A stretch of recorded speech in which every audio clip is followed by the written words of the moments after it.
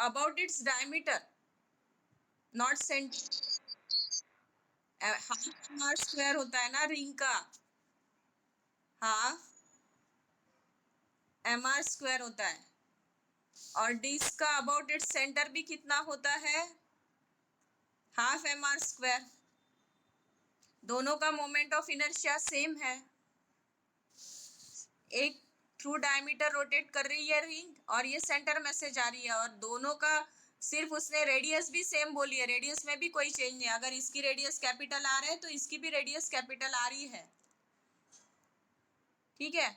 तो in that condition हम बोल सकते हैं कि अगर इनके मोमेंट ऑफ इनर्शिया सेम है तो इन दैट कंडीशन सेंटर के एक्सिस का डिस्क का मोमेंट ऑफ इनर्शिया भी कितना होगा, 1 kilogram metre square.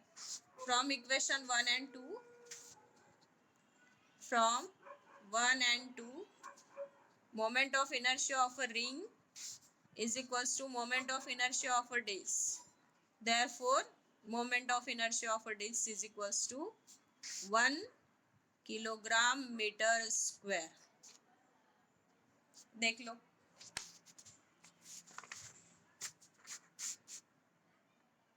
Problem number 19 है आपका, जिसमें मास दिया था 1 kg, moment of inertia of a disc about its diameter दिया है, ये डिस्क के लिए है, सॉरी रिंग के लिए है। रिंग का दिया था आपको 1 किलोग्राम मीटर स्क्वायर। उसने रिंग को मोल्ड कर दिया डिस्क में और सेम रेडियस रखी है दोनों की, लेकिन सिर्फ डिस्क का सेंटर का मोमेंट ऑफ इनर्शिया पूछा है उसने, ठीक से। सेंटर का moment of inertia of a disc ये आपको पूछा था उसने। तो दोनों को सिर्फ मोल्ड किया हुआ है, मोल्ड किया है तो मास तो दोनों का सेम ही रहेगा, उसमें कोई चेंज नहीं रहेगा। रिंग का जितना मास रहेगा उतना ही डिस्क का मास रहेगा, लेकिन रिंग का moment of inertia about its diameter है mr²/2 और डिस्क का अबाउट इट्स सेंटर कितना है तो हाफ mr²। तो in that condition from 1 and 2 we can say that moment of inertia of a ring about its diameter is equal to moment of inertia of a disc about its centre. ये same हो गए। तो अगर ये same है तो disc का भी मोमेंट ऑफ इनर्शिया किसके बराबर हो जाएगा, रिंग के बराबर, और वो कितना होगा, that is 1 kilogram metre square, ठीक है। This is problem number 19। Now problem number 20 देखो। अ बिग डम्बेल इज prepared by using a uniform rod of mass 60 gram and length 20 centimetre. एक रॉड है, ठीक है, रॉड के लिए ले रहे हैं हम, mass of rod and length of rod. Mass of rod है आपका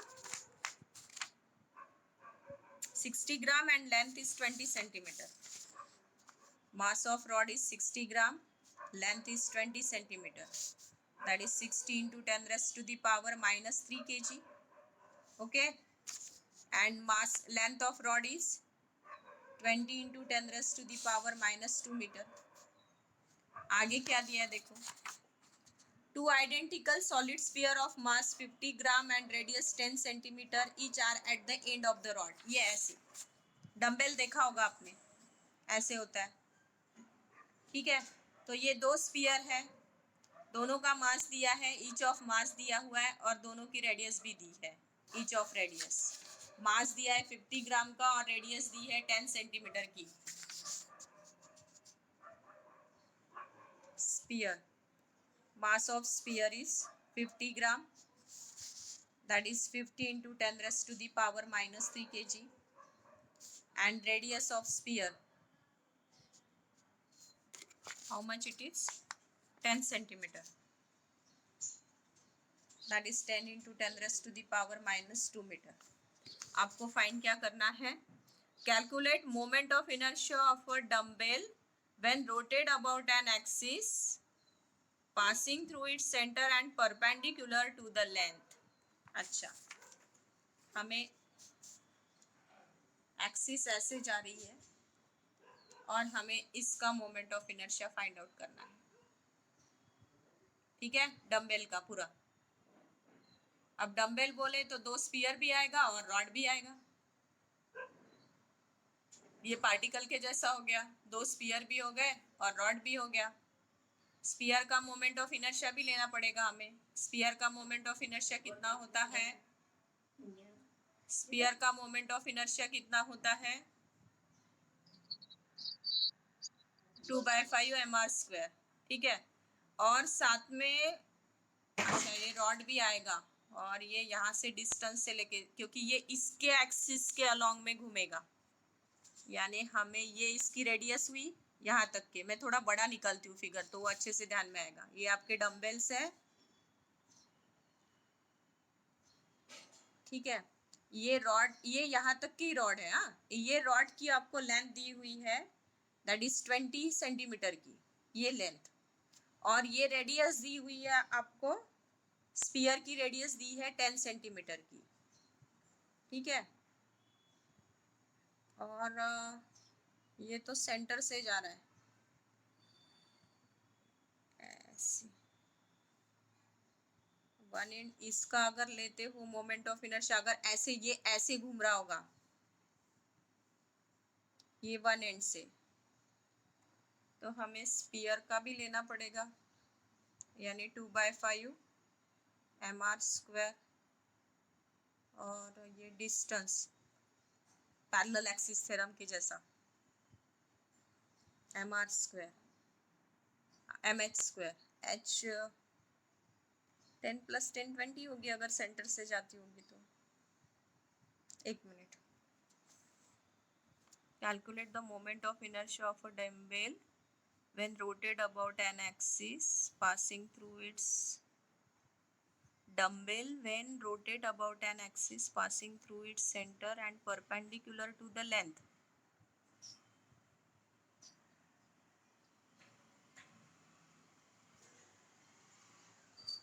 Moment of inertia of a dumbbell when rotated about an axis passing through its center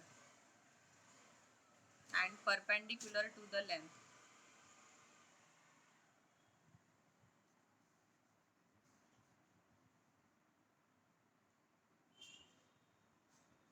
Moment of inertia of a dumbbell when rotated about an axis when rotated about an axis passing through its center and perpendicular to the length.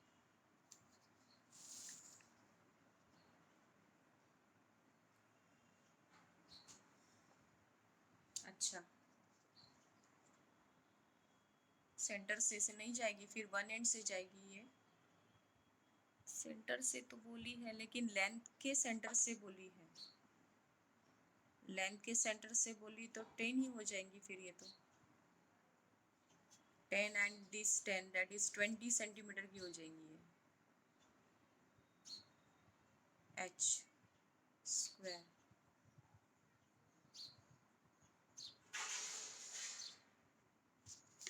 देखते हैं निकाल के, बाद में डालेंगे values, हम पहले ले लेते हैं।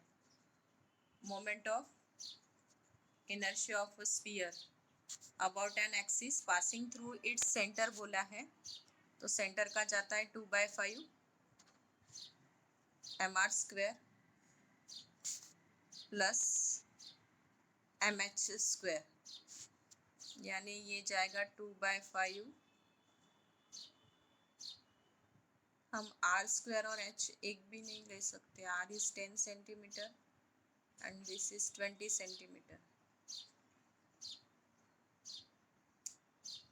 अच्छा, पहले इसको ऐसे ही रन देते हैं, फिर आता है टोटल मोमेंट ऑफ इनर्शिया, क्योंकि दो डंबेल है हमारे पास, तो यहाँ पे 2 जाएगा, 2 टाइम्स स्पीयर, यानी पूरा डंबेल का moment of inertia of a dumbbell. उसमें रॉड भी आएगा और दोनों स्पीयर भी आएंगे। दोनों स्पीयर बोले तो 2 times sphere moment of inertia plus moment of inertia of rod. मैं वैल्यूज डाल के देखती हूँ, आप लिखो मत पहले। 2 into this is 2/5 mr² plus mh² plus rod का moment of inertia passing through its centre कितना होता है?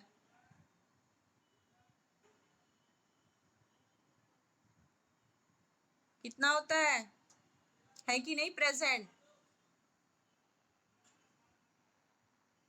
ml ml square 12, करेक्ट, हाँ, दैट इज 2 into 2/5, ये सॉल्व कर लेते हैं हम. Mass of sphere is 50 into 10 raised to the power minus 3. Radius of sphere is ये 10 और ये 10 raised to the power minus 2, यानी 10 raised to the power minus 1 का square plus m again. Mass of rod जाएगा ये, नहीं, sphere ही जाएगा.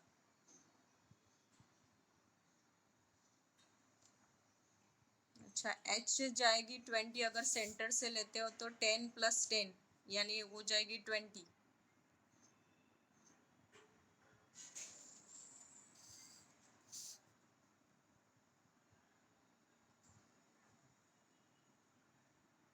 Mass of rod is 60 into 10 raised to the power minus 3 into L square, that is 20 into 10 raised to the power minus 2 का square upon 12. Calculation तो बहुत जा रहा. 5 टेंजा हो जाता है ये 1 आता है, ये -2 -3 -5 और ये 1, यानी ये जाता है 2 into 10 raised to the power minus 4 plus ये 20 का स्क्वायर 400 होता है इंटू 50, ये 0 0 0 आणि 5 चौक 20, 1 2 3 4, 2 into 10 raised to the power 4 और ये 10 raised to the power minus 3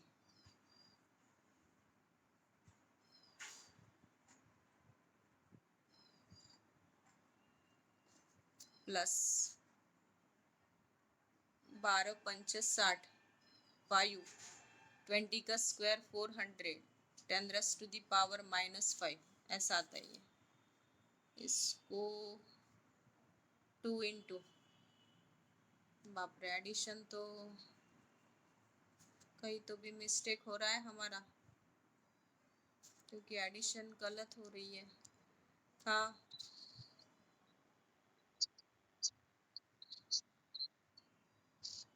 इथे का हो,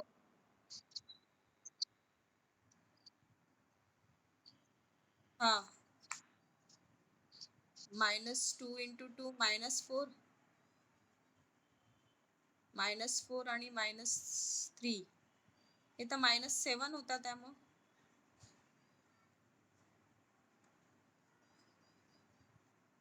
-7 होता ते. एक इथे पण मी 20 mh स्क्वेअर 20 जर घेतोय तर h आपला सेंटीमीटर मध्ये आहे. h is 10 centimetre plus 10 centimetre असं घेते आहे मी, that is 20 centimetre, that is 20 into 10 raised to the power -2 metre असं होते. तर इथे पण -4 येईल मग.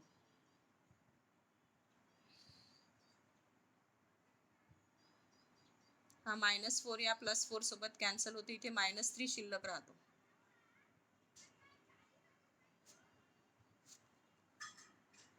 हे 2 + 2 4, 4 2 जा 8, 8 into 10 raised to the power, oh no sorry, addition होत नाही इथे, थांब.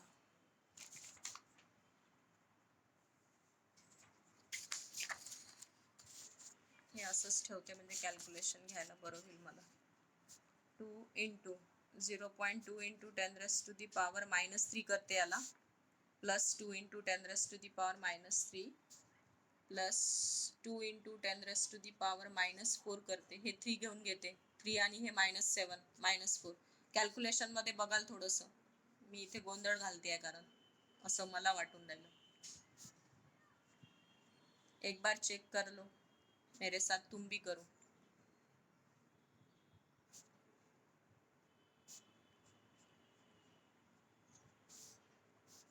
6.4 no 4.4 into 10 raised to the power -3 plus ये 0.2 into 10 raised to the power -3, तभी एडिशन होगी इसकी, that is 4.6 into 10 raised to the power -3 आ रहा डम्बेल का. बाप रे, 2.4 आ रहा है इसका, तो हमारा यानी इसका तो आधा ही आ रहा. हमारा 2.3 आ रहा।